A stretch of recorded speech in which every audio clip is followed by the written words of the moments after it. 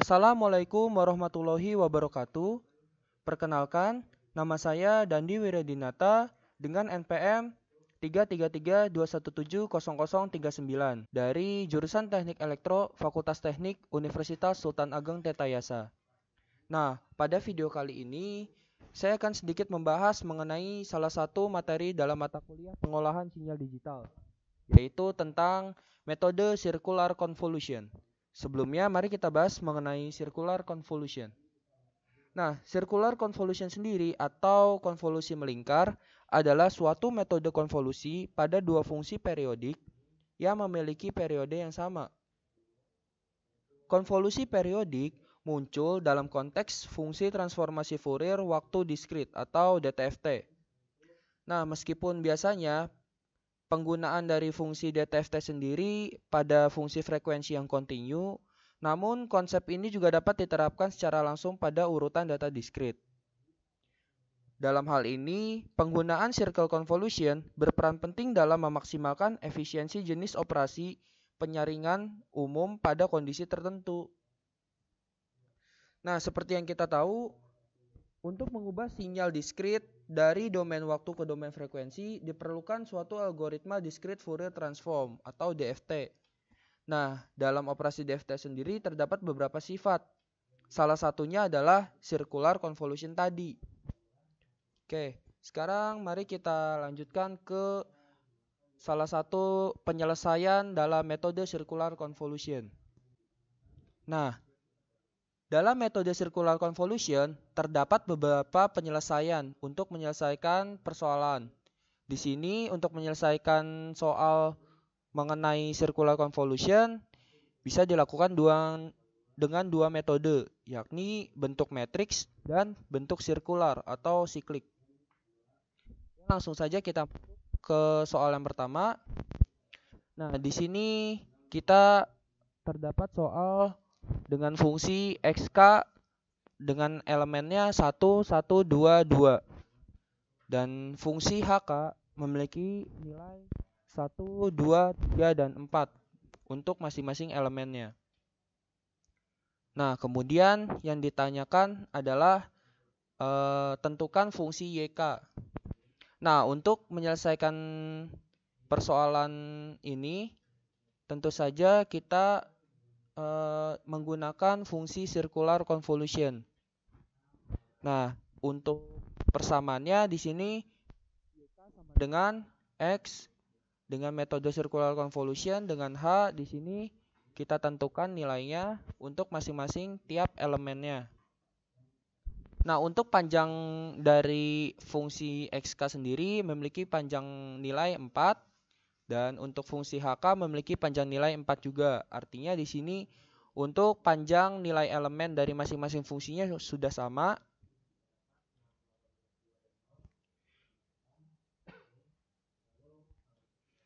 Nah, kemudian langsung saja kita coba selesaikan. Dalam proses konvolusi dengan metode sirkular ini, untuk penyelesaiannya hampir sama tahapannya dengan metode penyelesaian konvolusi linier. Namun, untuk perkalian dan penjumlahan nilai antar titiknya dilakukan pengurutan secara melingkar. Nah, untuk tahapannya sendiri ada 4 tahap. Yang pertama, penyusunan secara berlawanan untuk fungsi yang kedua. Kemudian yang kedua, perkalian antar titiknya. Kemudian yang ketiga, penjumlahan. Dan yang terakhir, perputaran. Artinya setiap nilai elemennya diputar untuk menyelesaikan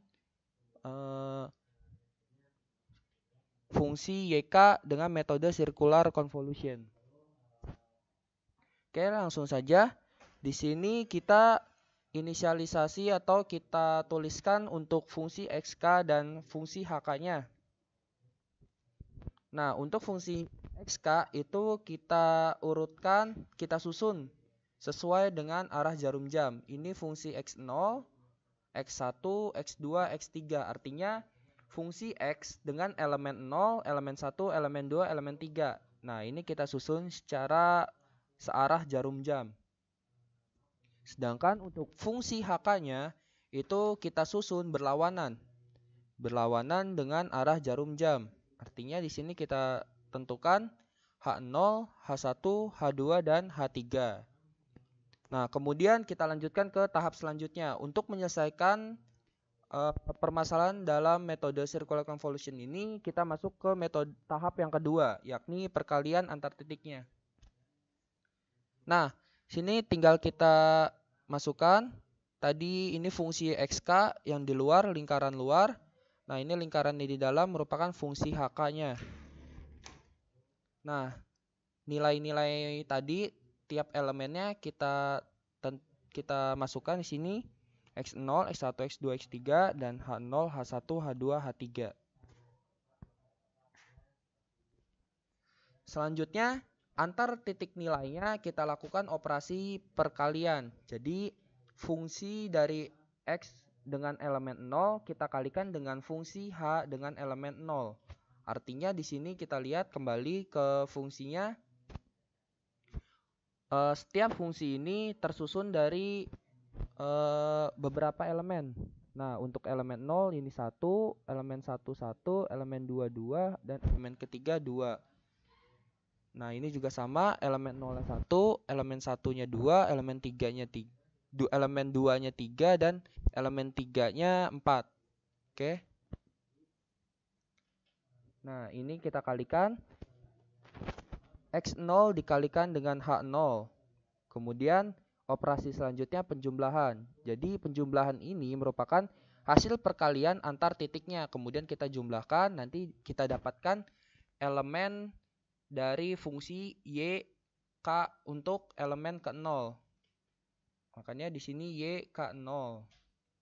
Nah, di sini kita dapat hasil perkaliannya. X0 dikalikan dengan H0 ditambah X1 dikalikan dengan H3 ditambah X2 dikalikan dengan H3, X2 dikalikan dengan X2 dikalikan dengan H2, kemudian X3 dikalikan dengan H1.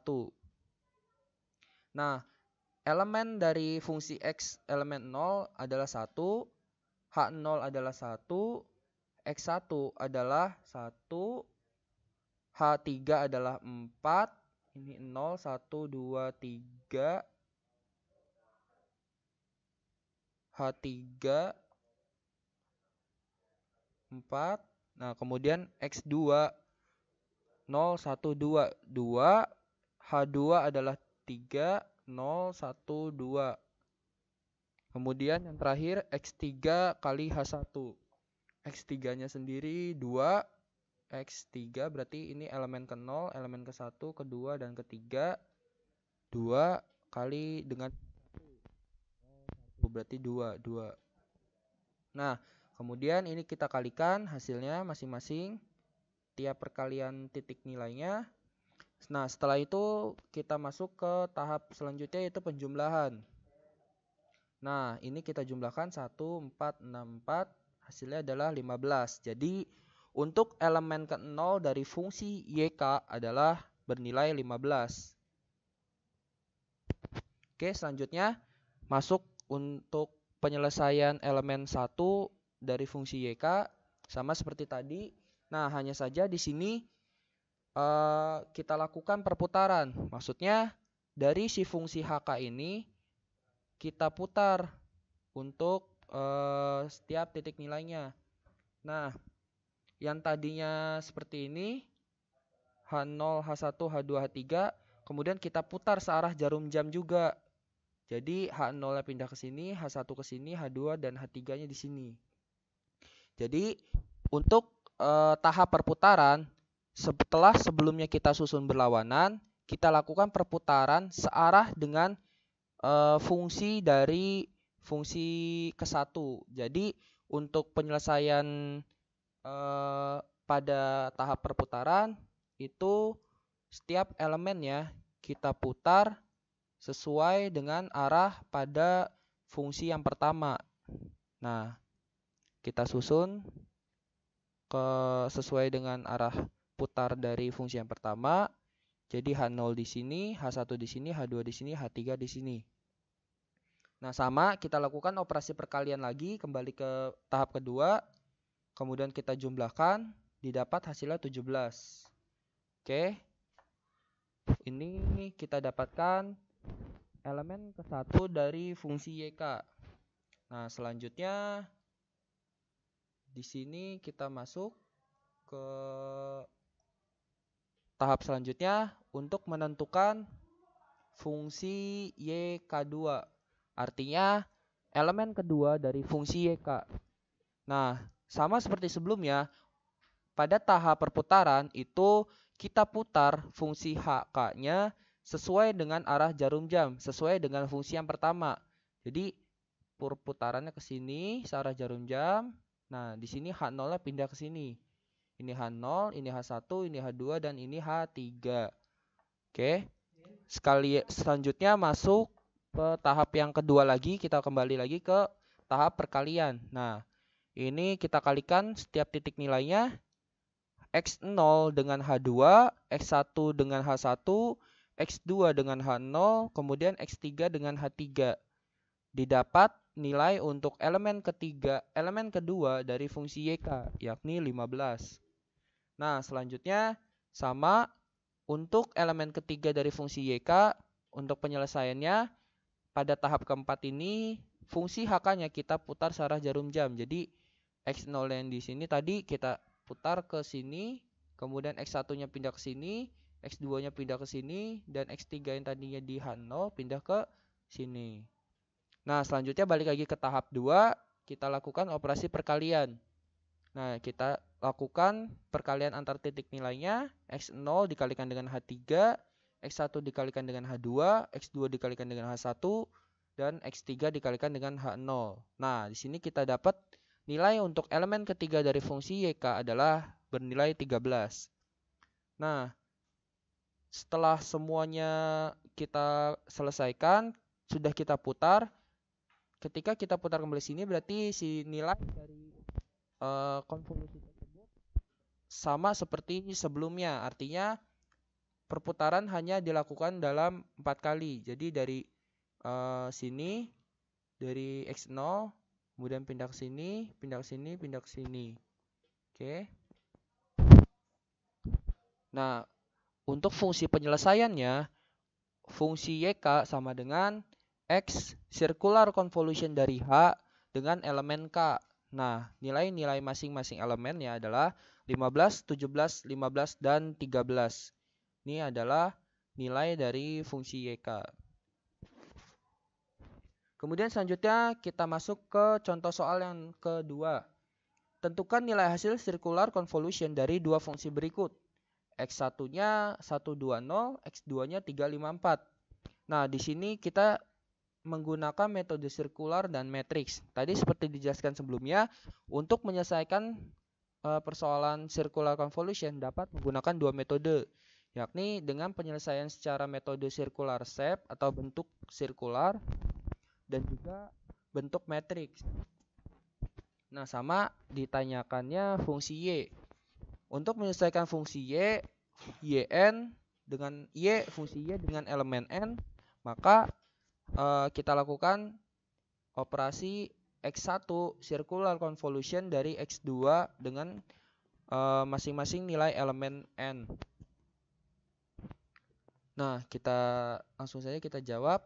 Di sini X1N dan X2N memiliki nilai 1, 2, dan 0, kemudian 3, 5, dan 4. Nah, untuk panjang masing-masing periodik nilai sinyalnya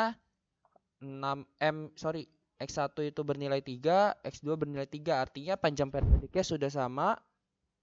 Nah, selanjutnya kita masuk ke operasi konvolusinya.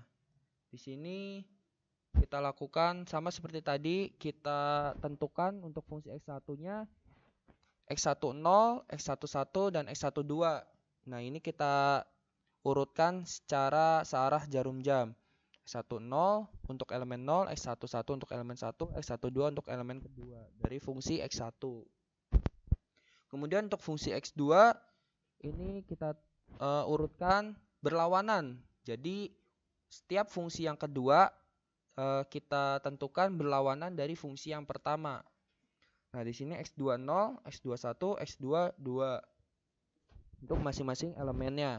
Nah, yang pertama kita coba selesaikan dengan metode sirkular. Oke.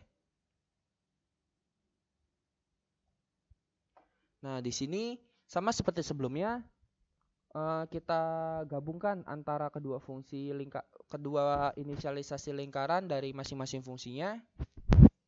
Untuk fungsi y dengan elemen n0 itu kita dapatkan seperti berikut ini konvolusi sirkularnya: x10, x12, x11 dan x12.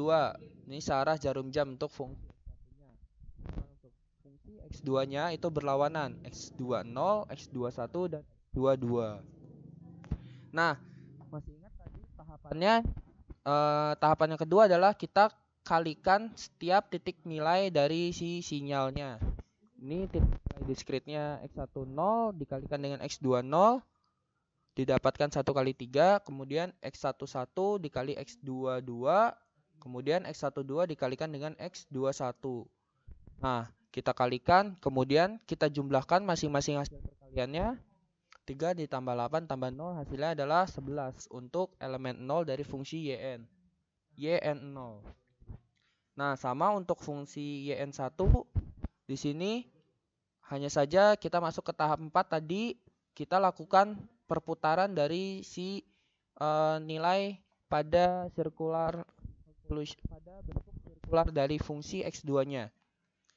Tadinya x20-nya di sini kita putar searah jarum jam sesuai dengan fungsi x1-nya. Jadi x20-nya pindah ke sini, x21-nya pindah ke sini, dan x2-nya yang tadi di sini pindah ke sini. Oke, setelah itu kita lakukan operasi perkalian antar titiknya.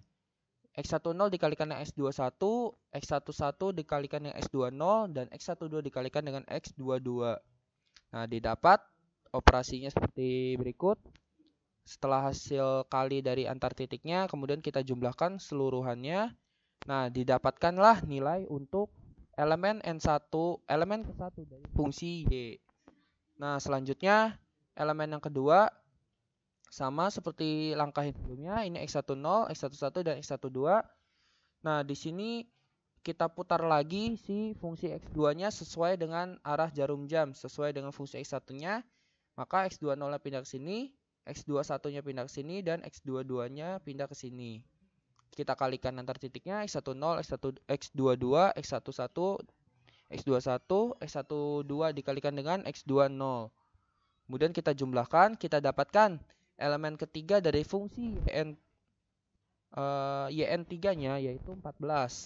Nah, sekarang kita tuliskan untuk fungsi yn merupakan x1 konvolusi dari x1 circular convolution x2 dengan elemen n. Nah, untuk masing-masing nilainya itu 11, 11, dan 14. Selanjutnya kita coba menggunakan metode matriks. Nah, untuk metode matriks ini kita tentukan kita ingin mencari fungsi yn. Maka untuk menyelesaikannya kita lihat dari bentuk atau order dari nilai fungsi x1 dan x2-nya. Tadi nilai m-nya 3, l-nya 3. Maka fungsi ini bisa kita lakukan operasi matriks dengan bentuk matriksnya 3 kali 3 ordonya. Nah, sini kita masukkan ini di sini fungsi x2 dan di sini fungsi x1. Fungsi x1-nya 1, 2, 0, sedangkan fungsi x2-nya kita masukin nilainya untuk fungsi x2-nya 3, 5, dan 4. Tadi 3, 5, dan 4. Kemudian setelah itu si nilai 4 ini kita naikkan ke atas. Jadi kita mulai dari 4, 3, 5. Nah, 4 ini kita pindahkan ke atas untuk di kolom keduanya. Kemudian untuk kolom ketiganya nilai 5 ini kita pindahkan ke atas. Jadi 5, 4, 3. Nah, setelah itu kita lakukan operasi perkalian antar matriksnya. 3 kali 1 tambah 4 kali 2 ditambah 5 kali 0.